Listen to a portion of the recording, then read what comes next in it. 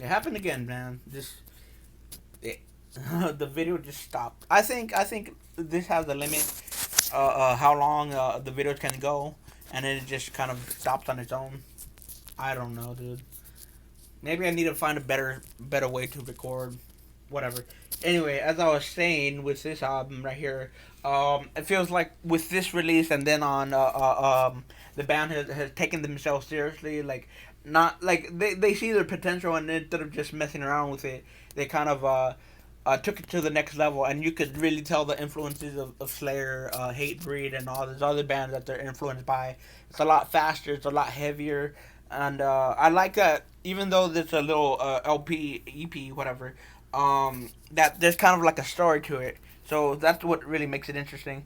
The next album here is kind of like a sampler, just a mix of everything from Dr. Acula, Emir, The Warriors, Carnifex.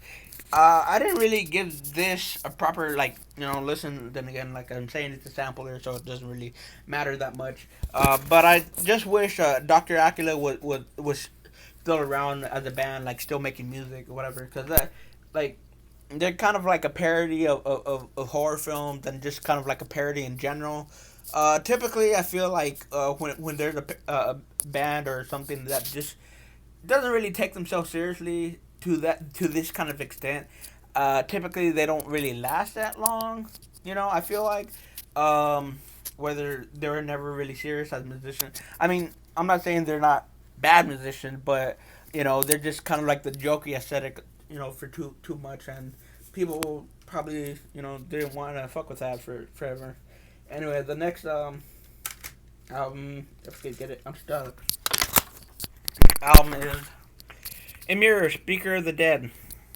Now, interesting, funny little anecdote about this. I had kind of like a technical girlfriend, whatever you want. I mean, it wasn't as serious, but it was, some girl that I hung around with or whatever.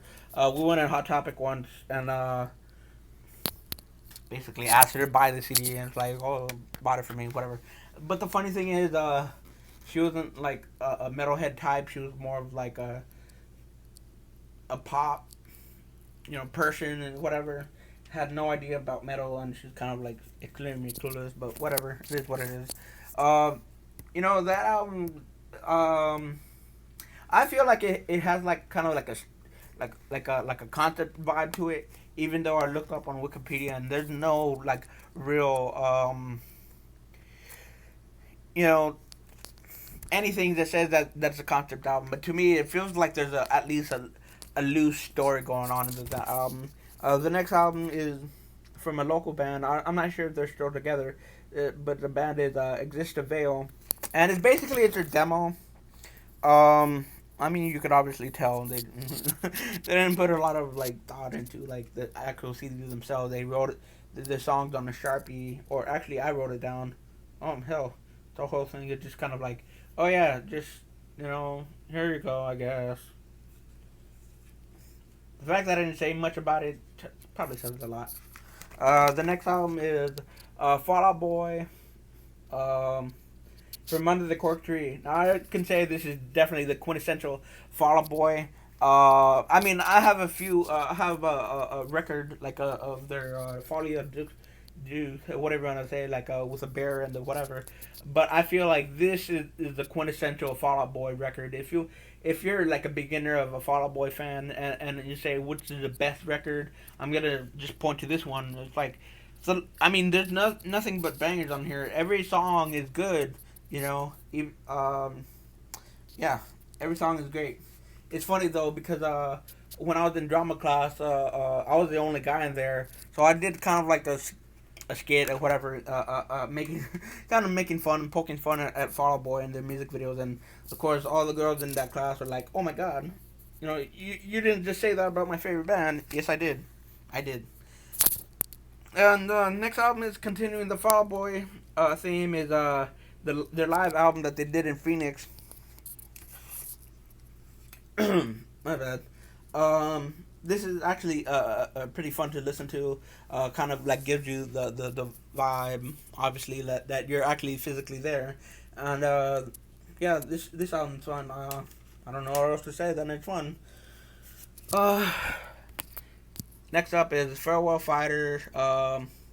The Way We Learn. Here's the kind of funny thing is I don't really listen to it that much, but it's also like one of the CDs that I bought while waiting in line at NSN. And I think the funny thing is I probably bought more CDs waiting outside to get into the festival than I actually did while in the festival. I think there was a thing about me that I wanted to support, not bigger artists. You know what I'm saying? Everybody flocking to buy like their favorite band merch and everything. But meanwhile, like the younger bands that not a lot of people have heard of is just being ignored by largely the masses. So I look at it this way: like even though you might not be a big fan of the band, you know, eventually somewhere along the line you might be a fan of the band. They might do something great, or they just might be just average like everybody else. But I think everybody has at least a chance to make their name be known. And what better way to start than just selling your CDs while you're waiting in line? You know what I'm saying? Anyway, the next album is Father John Misty, Pure Comedy, and I think I did the video. What kind of when I first bought the CD like a long while back, just kind of like the unboxing or whatever the fuck I named it. But the thing about Father John Misty's style of writing is very sarcastic, very kind of, he is like a bit like South Park, how it's kind of points a mirror at everybody and just kind of like this how you're acting or whatever, kind of like you know. I mean, there's a song on here about your phone dying and you're gonna miss what's going on in your newsfeed. So it's kind of like that kind of vibe. The second to the last CD on in this video is or whatever is Flyleaf. I think it's their it's their self titled debut album. This album is pretty solid, dude. Even though I feel like they kind of broke up shortly after. Maybe they recorded like two or three albums. This album is pretty solid. You know, it's a lot of Christian things in here. You know what I'm saying? Yeah, dude. I don't know what else more I can say. Yeah. The final album in this video is For Today Breaker, and it's kind of funny what I was saying earlier about like whatever I said, but I mean, I say a lot of shit. Don't take so seriously, but I mean, dude, even though it's a Christian album, and even though it's like it fucking rocks heavier than you know, I mean maybe not heavier, but I think the most heaviest Christian band there is, I think is My Children, My Bride, and The Great Commission. Those bands are pretty damn heavy. But I like how it challenges the norm of like what you think is a heavy Christian metal band. Like, because typically a lot of people like to think that Christian rock music is like really tame and really like by the numbers, while in reality there's a lot of Christian metal bands that just on par with the regular metal bands, if not maybe more so. Because I mean it makes sense, because they're fighting against evil and all this other shit. So of course they're gonna write a pissed off record or be a pissed off band or whatever. Anyway, so that's part two of the video, and I swear, like in my mind, I felt like I had a lot of more stories, a lot of more anecdotes about each CD. I guess not.